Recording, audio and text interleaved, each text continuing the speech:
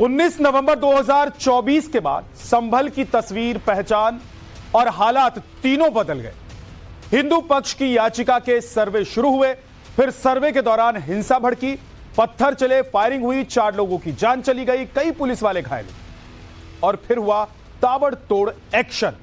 विवादित ढांचे को लेकर इलाहाबाद हाईकोर्ट से लेकर देश की सर्वोच्च अदालत तक सुनवाई जारी रही और इस बीच एएसआई ने ऐसा कदम उठा दिया जिससे विवादित ढांचे की पहचान के विवाद में एक नई थ्योरी और जुड़ गई।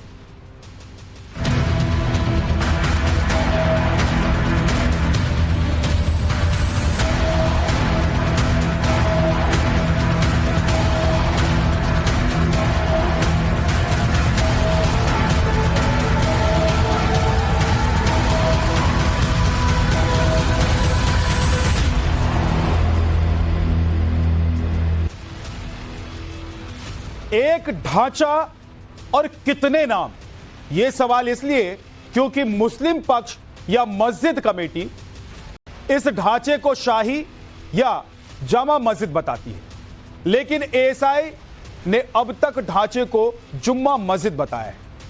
अब इस शब्द के बाद क्या मायने निकलते हैं और एएसआई ने यह कदम क्यों उठाया है, यह आपको बताएंगे। लेकिन हिंदू पक्ष इस विवाद और इस विवादित ढांचे को लेकर हरिहर मंदिर इसको नाम देता रहा है, जबकि कानूनी भाषा में इसे विवादित ढांचा कहा जा रहा है क्योंकि कोर्ट ने इसे विवादित ढांचा फिलहाल करार दिया। ऐसे में सवाल उठना लाजमी है कि इस ढांचे की पहचान आखिर है क्या।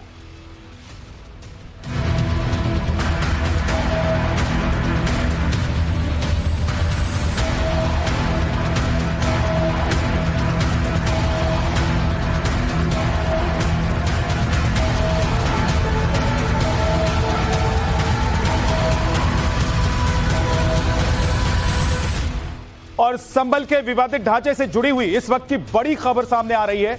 एएसआई ने फैसला लिया है कि जिसे कल तक मुस्लिम पक्ष शाही जामा मस्जिद कह रहा था, उसका नाम अब जुमा मस्जिद होगा और जल्द ही विवादित ढांचे पर जुमा मस्जिद के नाम से बोर्ड लगेगा। दरअसल एएसआई का दावा है कि उन्होंने यह फैसला पहचान स्पष्ट करने के लिए लिया है। हालांकि विवादित ढांचे की पहचान को लेकर कई तरह के सवाल पहले भी उठते रहे हैं, जिसमें एक नई थ्योरी और अब जुड़ गई है। मुस्लिम पक्ष इसे शाही जामा मस्जिद कहता रहा है, हिंदू पक्ष हरिहर मंदिर इसे मानता रहा है। अब एएसआई ने इसे जुमा मस्जिद नाम दिया है, साथ में लिखा है संरक्षित स्मारक। हालांकि कोर्ट की भाषा में इस ढांचे को विवादित ढांचे की संज्ञा दी गई।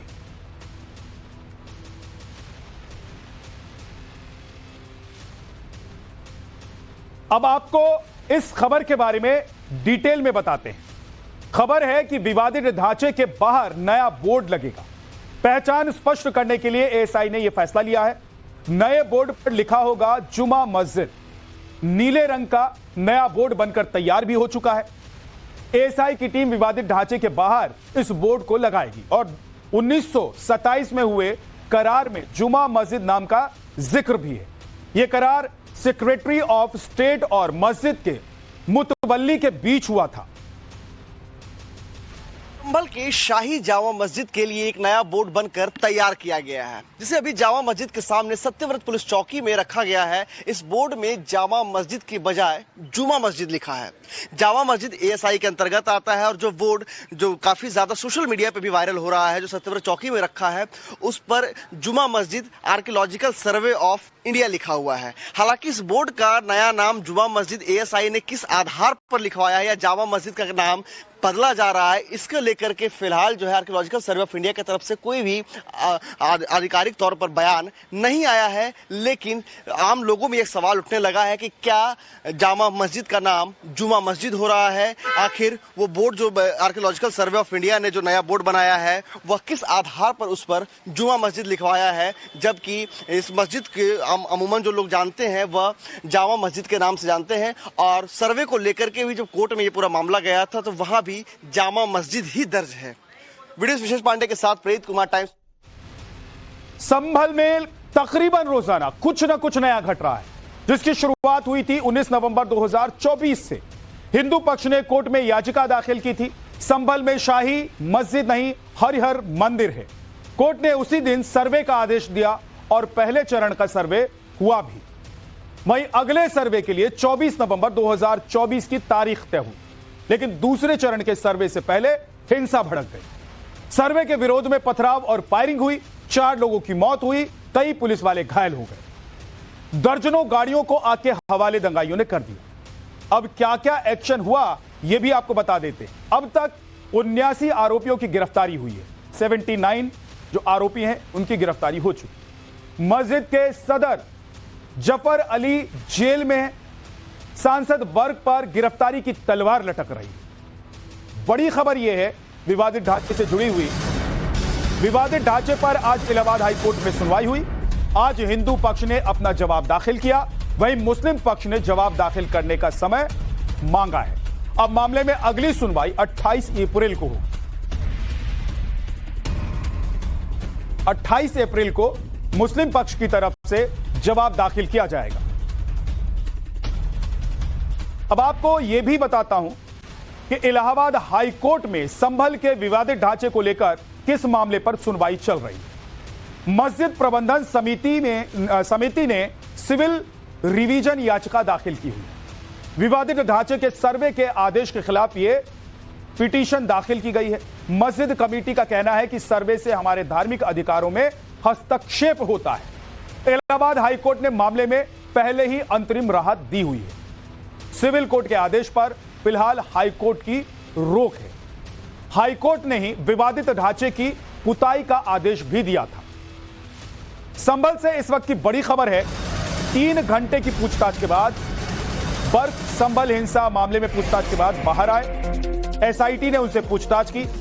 आगे भी सांसद बर्क से पूछताछ जारी रहेगी। संभल के नखासा थाने में बर्क से पूछताछ हुई और 3 घंटे तक उनसे सवाल जवाब किया गया। उसके बाद सांसद बर्क बाहर आए। हालांकि यह पूछताछ अभी खत्म नहीं हुई है। आगे भी इस मामले में सांसद बर्क से पूछताछ होगी और इसीलिए कहा जा रहा है कि उन पर गिरफ्तारी की तलवार लटक रही है। इस मामले में उन पर जो आरोप लगे हैं, उनके खिलाफ जो मुकदमा दर्ज हुआ है, इसी आधार पर पुलिस ने उनसे पूछताछ की।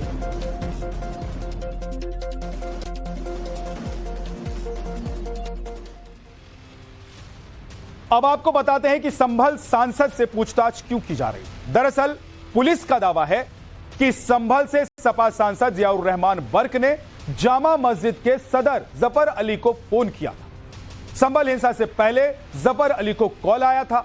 बर्क ने किसी हाल में सर्वे नहीं होने देने का आदेश दिया था, ऐसा दावा किया गया है। आरोप है कि कौम का हवाला दिया गया। साथ ही कहा गया कि हमारी कौम हम पर थूकेगी अगर यह सर्वे हो जाता है। यह दावा किया जा रहा है। हिंसा से पहले और बाद में पल पल की जानकारी ली गई, यह भी आरोप सांसद जियाउर रहमान बर्क पर है। जफर अली पर प्रेस कॉन्फ्रेंस करने का दबाव बनाया गया। प्रेस कॉन्फ्रेंस के जरिए लोगों को भड़काने को कहा गया। पुलिस पर फायरिंग करने का आरोप लगाने को कहा था और जांच कर रही एसआईटी के पास कॉल डिटेल के सबूत भी हैं। लेकिन सच्चाई क्या है अभी सामने आना बाकी है, क्योंकि पूछताछ हो रही है। आगे अभी कुछ और चरणों में सांसद बर्क से पूछताछ होगी। इस मामले में अभी और सबूत जुटाए जा रहे हैं। उच्च न्यायालय का जो आदेश था कि जो जांच प्रक्रिया है उसमें सहयोग करने के लिए जो मुझे धारा बीएनएसएस के 35(3) के तहत नोटिस दिया गया था आज की तारीख में, तो मैं बस अपना यहाँ सहयोग के लिए उसमें आया था और इन्वेस्टिगेशन अभी पेंडिंग है। उन्होंने जो सवाल मुझसे किए हैं उसका मैंने उत्तर उनको दे दिया। सवाल वो उसका जांच की प्रक्रिया है, वो मैं नहीं, वो उसकी जांच की प्रक्रिया उसमें मैं नहीं बोल सकता।